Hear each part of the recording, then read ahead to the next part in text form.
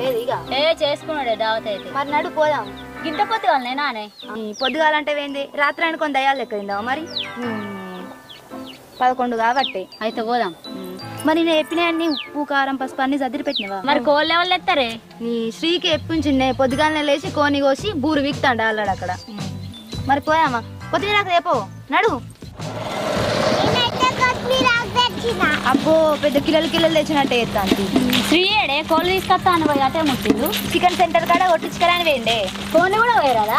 పోయారాదు అట్లే నువ్వు కూడా అయి ఉండి ఇక కోళ్ళు కూడా పోయరాదా అని చక్కటనే వేసిర్తి దావత్.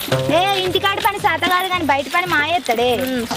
నీళ్ళు వస్తానే కానీ పట్టుకో మంచి గడి పట్టుకోరా మళ్ళీ కరెంట్ పోతుంది.